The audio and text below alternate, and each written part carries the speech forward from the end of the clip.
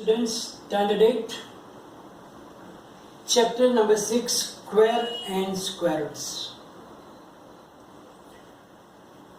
In the first session, we learn what is the square of a number. When we multiply the number with itself, then the product is known as the square of that number. As 5, if you multiply with 5, then 25. 5 5s are 25. So 25 is called the square of 5. Then we learn about perfect square or a square number. Means that number which is the square of any integers or natural numbers, then that is called a square number. For example, 1, 4, 9, 16, 25, they are the perfect square, or they are known as square numbers. Now, by observing the squares of the different natural numbers, there are some properties. In last session we learned the first property of the square numbers, that the square of number will always end with either of the number like 0, 1, 4, 5, 6 or 9 only. They can never end with 2, 3, 7 or 8. So if a number has 2, 3, 7 or 8 at the end, we can definitely say that that number is not a perfect square.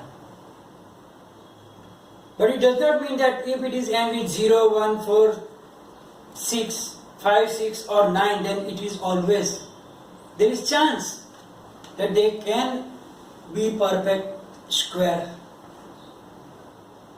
Then we have to further do some calculations. Then we will understand that they are perfect square or not. But if it is 2, 3, 8, 7, then it is definitely, without any multiplication, we can write down that they are not perfect square. Now, the next property, property number 2. So if you observe the numbers having 1 or 9 in its unit place, then its square also ends with 1. As 1 square is 1, 9 square is 81, means also ends with 1. 11 square is 121, also ends at 1. 19 square is 361. 21 square is 441. See, if you check another numbers also whose unit digit is either 1 or 9 and do the square of them, always you will find that the square of that number will always end, means at the unit place number 1 will be there.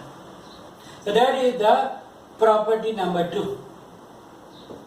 You can check by any numbers. You can take 31, you can take 39, 41, 49, 51, 59. All those numbers who ends with 1 or 9 and make their squares, then always the number of that square will have 1 as the unit place. Then let's try this. Which question says that which of 123 square, 77 square, 82 square, 161 square and 109 square would end with digit 1. So according to our property number 2, we have to check the unit digit of the given number. If it is 1 or 9 only, then the square would end at 1. Here you will see that 123 has 3, here it is 7, here it is 2. So all those 3 cannot end at the digit 1. But here the 161 has 1. So according to the property 2, the square of 161 will end with 1. Similarly here also 109, then here also 9, then it can end with 1. So only those two numbers, 161 square and 109 square, that both answer will end with 1 only. And the others cannot, because they don't have either 1 or 9 at their unit digit. So that is the property number 2, that if a number ends with 1 or 9, then their square will end with number 1, means that square will have 1 at its unit place. Then let's understand the third property.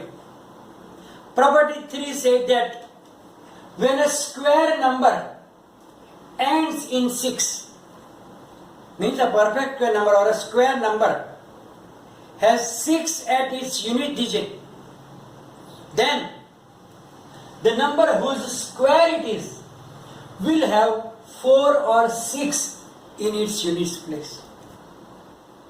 Or simply, if you understand that if the number will have 4 or 6 at units place, then the square of that number will have 6 at units place. So here they just twisted. According to that, they write down the square number first. So when a square number ends in 6, means it is the square of some number. Then if it ends with the 6, then the number whose square it is will be either 4 or 6. For example, you can say that 4 square is equal to 16. Or you can write down 16, that is 4 square. Then if you take another one like 36, also square number. Whose square is it? 6. Then you can take 256. It means that is also end with 6, and so on. So whenever the number, square number ends with 6, then the number whose square it is will always have either 1 or 6 at the end of the 4 or 6, not 1 or 6, 4 or 6 at that unit place. Let's try this. Which of the following numbers would have digit 6 at unit place? First number is 19 square. Here it is neither 4 or 6, because it must be 4 or 6, then only that square will be end with 6. So here 19 square would not have 6 at a unit place. Then the second number is 24 square. So here 4 at the unit place, it means that 24 square will end with unit place as 6. Similarly, the third one is 26. 6 there, so it will end with the number 6. Fourth number is 36. Here also you can see that it can be either 4 or 6. So here 6 is there. So the square of 36 would have 6 at unit place. And the last number is 34. So here also you can see that 4. So the unit digit is 4. So the 34 square would have 6 at units place. Now the fourth property. It says that a square number can only have even number of zeros at the end. It means either there can be 2 zeros, 4 zeros, 6 zeros, or 8 zeros, and so on at the end of a square number. Means a square number cannot have only 1 zero or 3 zeros or 5 zeros or 7 zeros. It cannot have odd number of zeros. So when you square a number having 0 at the end, then in the square of that number there will be double zeros. For example, look here, 10 square. Here 10 have only 1 zero. So the square of 10 will have double zeros, means 2 zeros. So 1 square is 1 and then 2 zeros means 100. If we have to do 30 square, then put 3 square is 9. Here 1 zero, so in the square there will be 2 zeros. Similarly, 400. 400 means 4 square is 16. And here 2 zeros. So double is 4. So there should be 4 zeros here. Similarly, 1000 square. So number 1000 have 3 zeros. And therefore, its square will have 1 square is 1 and 3 twos are 6. So 6 zeros should be there. It means that however, whatever the number of zero in the number is there, its square will have double zeros. And therefore, as I told you, the number of zeros must be in even number, not odd number in that number. Then the next property number 5. It says that if a number is odd number, then the square of it is also odd number. So if you take any odd number like 5 square is 25, which is also an odd number. You take 9 square is 81. 81 is also an odd number. You take 11 square is 121. Then that is also an odd number, and so on. Similarly, it says that the square of even numbers are also even. Take 4. 4 square is 16, which is an even number. 8 square is 64. 64 is also an even number. Take 50. 50 square is 2500, which is also an even number. So squares of odd numbers are odd, and the squares of even numbers are even. That we have to remember. Now there are some questions in the try this. We will do that one. Question 1 says that the square of which numbers would be an odd number or an even number, and why? So the 4 numbers are given. We have to tell them that square of that numbers will be an odd number or an even number, and why. So we can easily answer these questions by the property number 5. Means if that number will be odd number, square of that will be odd, and if that number is even number, then square of that will be even number. The first number is 727. Now you know that at the end there is 7. It means that it is an odd number. So 727 is an odd number. So what will be its square? Odd or even? Obviously odd. So 7, the square, its square is also an odd number. Take another number, that is 158. So 8 at the end, it means it is even number. So 158 is an even number. Therefore its square is also an even number, because square of an even number is always an even number again. Similarly, take the third one is 269. We know that when it ends with 9, then it is an odd number. It means that its square is also an odd number.